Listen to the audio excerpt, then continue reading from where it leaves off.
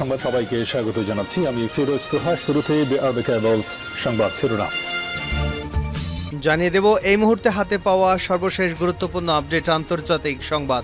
Iran Israel ফিলিস্তিনি ত্রিমুখী যুদ্ধ চলছে। শুরুতেই থাকছে নিজের দেশের মাজদাল শামস এলাকায় সফরে গিয়ে বিক্ষোভের মুখে পড়েছে যুদ্ধবাজ প্রধানমন্ত্রী বেঞ্জামিন নেতানিয়াহু। সেখানে বসবাসরত সিরিয়ান নাগরিকরা নেতানিয়াহুর সফরের বিরুদ্ধে ক্ষুব্ধ প্রতিক্রিয়া জানিয়ে স্লোগান দিয়েছেন।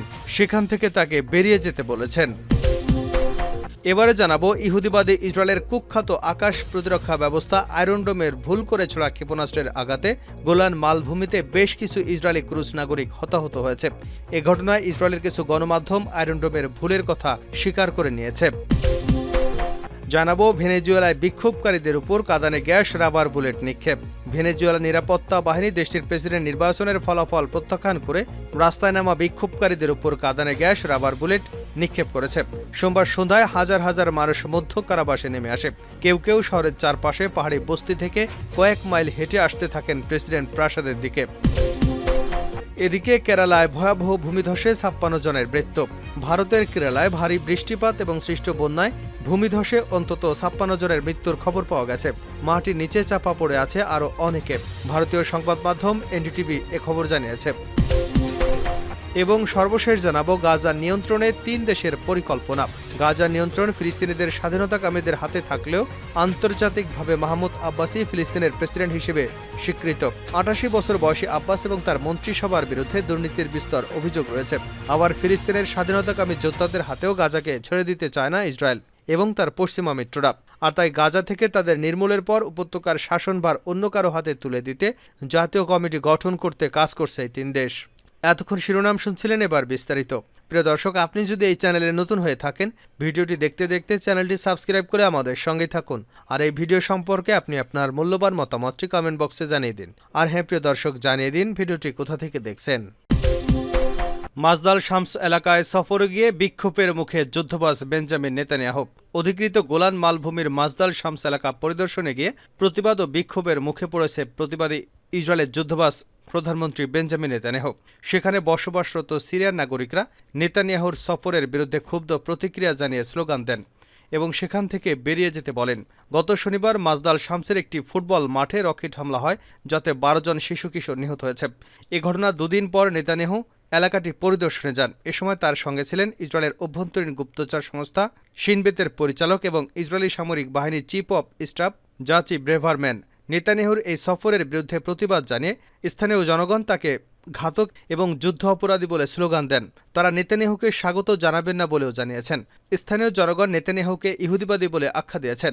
মুক্ত আরব ভূমি থেকে তাকে বেরিয়ে যাওয়ার কথা বলেছেন। এর আগে ইসরায়েলের উগ্রবাদী প্রধানমন্ত্রী বেজালেল স্মোট্রিচ নিহতদের দাফন অনুষ্ঠানে যোগ দিতে গেলে সেখানকার জনগণ বিক্ষুব্ধ হয়ে ওঠেন। তারা ইসরায়েলি অর্থমন্ত্রীকে খুনি বলে সম্বোধন করেন এবং সেখান থেকে বেরিয়ে যাওয়ার জন্য স্লোগান দিতে থাকেন।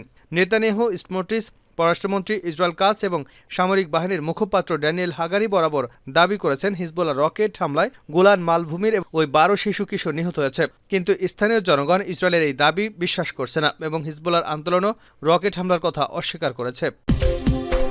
ইসরায়েলের আয়রন ডোম ক্ষেপণাস্ত্র প্রতিরক্ষা ব্যবস্থার প্রাণঘাতী যত ভুল। ইহুদিবাদী ইসরায়েলের কুখ্যাত আকাশ প্রতিরক্ষা ব্যবস্থা আয়রন ডোমের ভুল করে ছোড়া ক্ষেপণাস্ত্রের আঘাতে গোলান মালভূমিতে বেশ কিছু ইসরায়েলি ক্রুজ নাগরিক হতাহত হয়েছে। এ ঘটনায় ইসরায়েলের কিছু গণমাধ্যম আয়রন ডোমের ভুলের কথা স্বীকার করেছে। ফিলিস্তিন এবং লেবানন প্রতিরোধ যোদ্ধাদের রকেট এবং ক্ষেপণাস্ত্র হামলার প্রতিহত করার ক্ষেত্রে আয়রন ডোম ব্যর্থতা এবং ভুল সাম্প্রতিক সময়ে ইসরায়েলের অভ্যন্তরে ব্যাপক চাঞ্চল্য সৃষ্টি করেছে। পাস্টোরের ফরাসি মতে এই আকাশ প্রতিরক্ষা ব্যবস্থার পেছনে বিপুল অর্থ ব্যয় করা সত্ত্বেও এগুলোর ব্যর্থতা ইসরায়েলের মনে আতঙ্ক সৃষ্টি করেছে।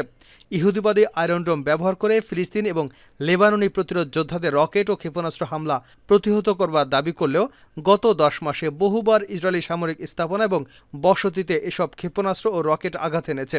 এসব ঘটনায় প্রমাণিত হয়েছে আয়রন ডোম নিয়ে যতটা প্রচার চালানো হয়, বাস্তবতা তার থেকে ভিন্ন এবং এগুলোর পক্ষে সব ক্ষেপণাস্ত্র হামলা ঠেকানো সম্ভব নয়।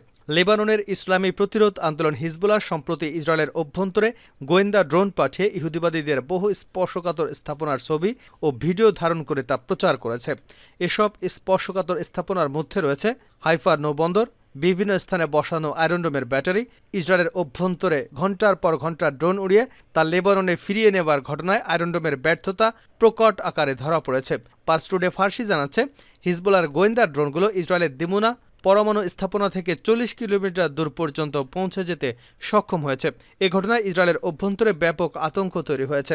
হিজবুল্লাহ ধারাবাহিক তার গোয়েন্দা ড্রোনগুলোর সাফল্য প্রকাশ করবার পর একজন পদস্থ ইসরায়েলি সেনা কর্মকর্তাকে বরখাস্ত করা হয় এবং হাইফা বন্দরে আয়রনডোমের পরিবর্তে মার্কিন আকাশ প্রতিরক্ষা ব্যবস্থা প্যাট্রিয়ট মোতায়েন করা হয়।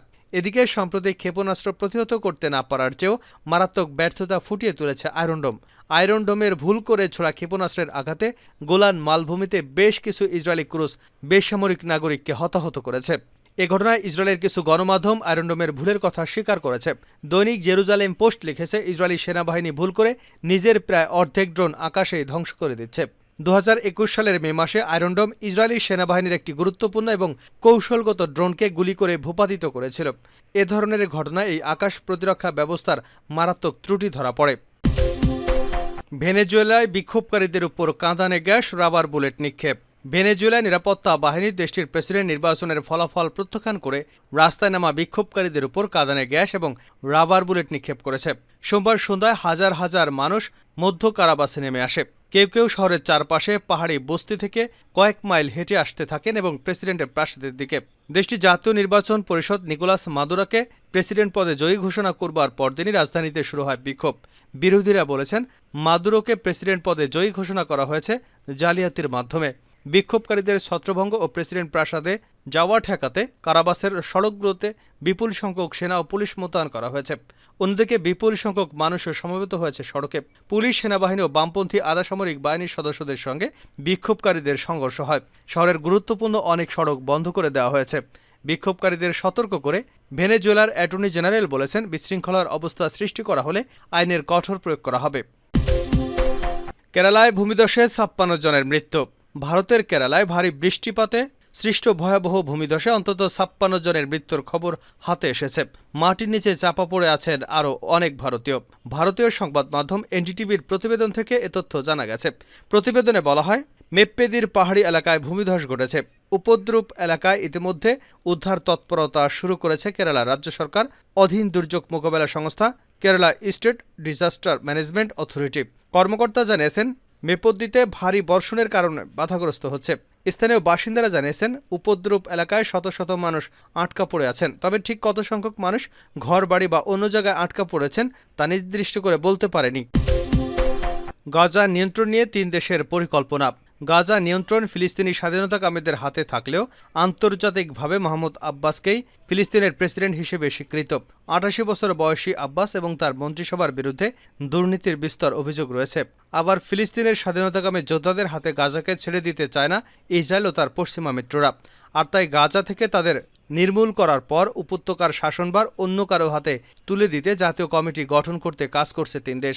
ফিলিস্তিনের রাজনীতিবিদ এবং ব্যবসায়ীদের নিয়ে এই জাতীয় কমিটি প্রণয়ন করতে চায় যুক্তরাষ্ট্র, ইসরায়েল এবং সংযুক্ত আরব আমিরাত। সূত্রের বরাতে মিডল ইস্ট আই জানিয়েছে, গাজা যুদ্ধ সমাপ্তির পর এই কমিটি অধিকৃত উপত্যকার শাসনভার কাঁধে তুলে নেবে। নাম প্রকাশে অনিচ্ছুক সূত্র বলছে, এই কমিটিতে ফিলিস্তিনের সব পক্ষকে প্রতিনিধিত্ব করবার কথা রয়েছে। তবে বাস্তবে কমিটির সদস্যরা হবেন ফাত্তার সাবেক নির্বাসিত নেতা এবং ফিলিস্তিনের স্ট্রংম্যান মোহাম্মদ দাহলানের বিশ্বস্ত লোকজন। পরিকল্পনা অনেকটা এমন যে দাহলানকে ফিলিস্তিনি কর্তৃপক্ষের নেতৃত্বে বসানো হবে। নাম প্রকাশে অনিচ্ছুক সূত্র জানিয়েছে, এই পরিকল্পনা মেনে নিতে আব্বাসকে চাপ দিয়ে যাচ্ছেন আন্তর্জাতিক ও আঞ্চলিক রাষ্ট্রগুলো। এসব দেশের তালিকায় মিশর, জর্ডানের নামও রয়েছে। তবে এই পরিকল্পনা থেকে এখনও নিজেকে সরিয়ে রেখেছে কাতার।